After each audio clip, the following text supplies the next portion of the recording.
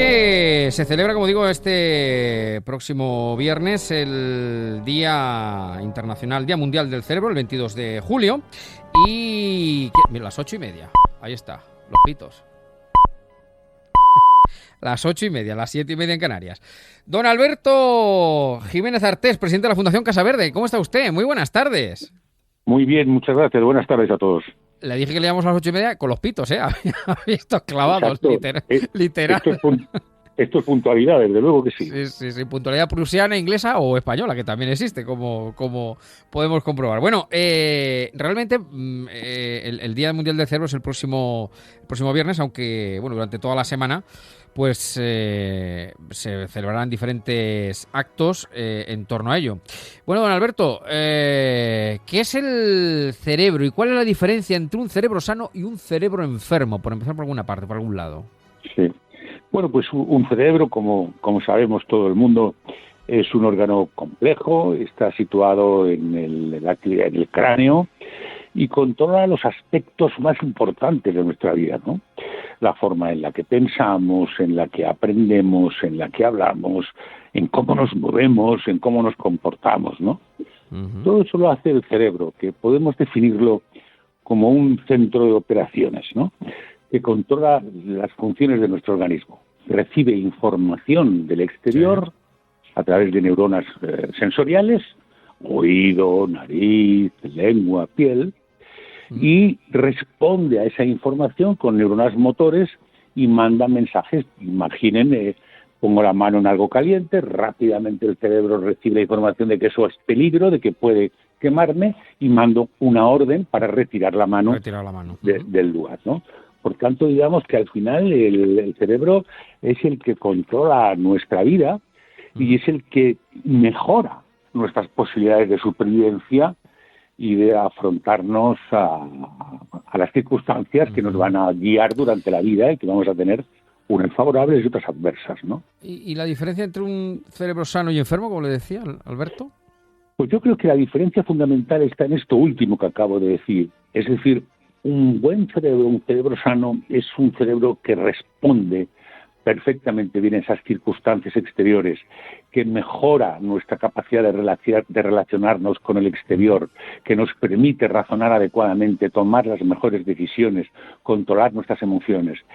Esa es la diferencia, ¿no? Cuanta mayor capacidad tengamos de respuesta para cumplir la función del cerebro, que es sobrevivir, digamos, mejorar nuestras posibilidades de supervivencia en el ambiente en el que nos movamos, es cuanto más puntualmente estamos ante un cerebro sano, sin duda alguna. ¿Y cómo podemos ayudar, Alberto, a tener ese cerebro sano para sacar el máximo provecho, rendimiento? Sí. Bueno, en primer lugar, tenemos buenos hábitos de vida, ¿no? Estos buenos hábitos de vida no solamente mantienen el cerebro sano, sino que ralentiza el proceso de envejecimiento y lo mantiene en forma, retrasando el deterioro cognitivo. Esta alimentación hay que, además, llevar cuidado con ella, porque igual que hay otras partes de nuestro cuerpo donde pueden transformar la alimentación, las grasas o las proteínas en energía, en el caso del cerebro, la glucosa, es decir, la energía, tiene que existir suficientemente en la sangre. Una sangre con abundante glucosa es una sangre que va a permitir la energía suficiente al cerebro para vivir. ¿Cómo tenerla? Pues alimentos ricos en carbohidratos, cereales, legumbres, frutas, vegetales, también ácidos grasos de omega 3 que necesitamos en el cerebro, y eso se consume a través de pescados azules o de frutos secos, o vitaminas, la vitamina B y la C, naranjas, magnesio, espinacas. Toda esa alimentación hace que llevemos energía a esas neuronas que son las que a través de la sinapsis producen esa información de ida y vuelta, ¿no? Eso en cuanto a alimentación.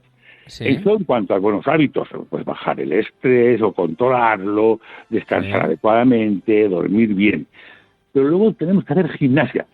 También. Gimnasia cerebral. Hay que estimularlo al cerebro para que se adapte mejor, para que tenga una reserva potencial neuronal.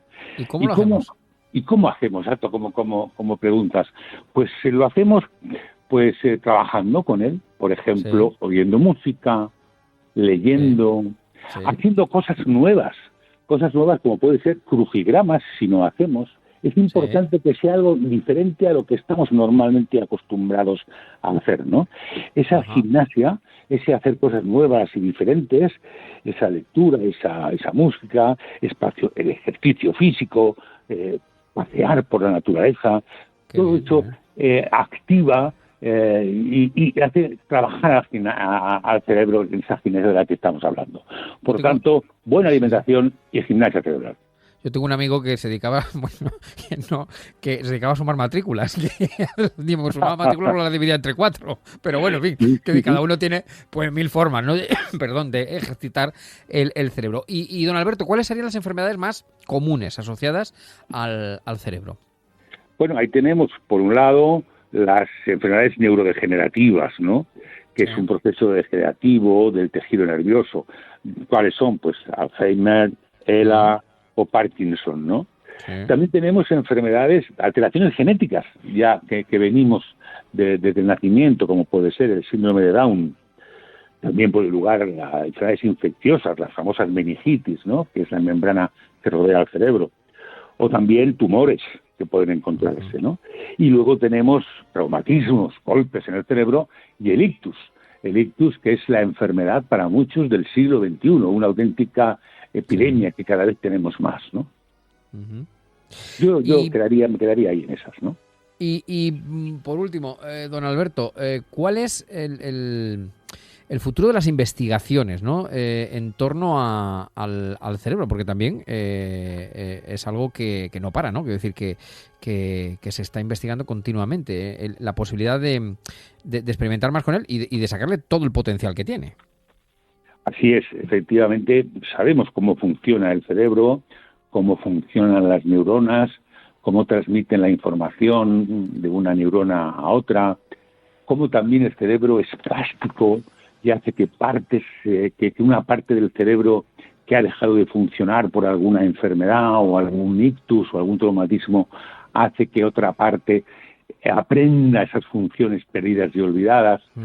Claro, hay una cantidad de posibilidades enormes y tenemos que reconocer que aún hay muchos enigmas, muchos misterios, por así decirlo, que hacen que tengamos que seguir trabajando duramente en la investigación, porque el cerebro es un órgano absolutamente maravilloso en el que desconocemos aún poco de sus enormes posibilidades. Y una cuestión, esta sí que es la última, que me apunta un oyente en el 686-974-931, el WhatsApp del programa. La importancia de la rehabilitación. ¿Hay capacidad, hay posibilidad de rehabilitación, precisamente hablando de algunas de las enfermedades o dolencias con el cerebro? Don Alberto. Sin duda que sí. Y además esto es algo que en la Fundación Casa Verde estamos permanentemente llamando la atención a las autoridades sanitarias. Está perfecto, está muy bien que le salvemos la vida a las personas y lo estamos logrando. Antes morían 1 de cada 3, ahora es 1 de cada 9. Pero esas personas, en un porcentaje muy alto, más de 2/3 partes, salvada la vida, presentan problemas importantes. Capacidad motora, no pueden moverse, están en silla de ruedas o no pueden hablar o no reconocen. Necesitan rehabilitación. Si esa rehabilitación es intensiva, temprana, en centros específicos de rehabilitación, logramos. Eso la Fundación Casa Verde en sus hospitales hizo un estudio que el 68% volvían a recuperar la independencia o cuidados mínimos. Es necesario trabajar en esa rehabilitación, que como hablábamos antes, es ayudar al cerebro en su plasticidad, a recuperar aquellas funciones perdidas por el daño en una parte del cerebro a través de otra parte del cerebro. Pues quédense con ese último dato, el 64% de capacidad de rehabilitación, de posibilidad de rehabilitación de un cerebro. Don Alberto, un placer como siempre.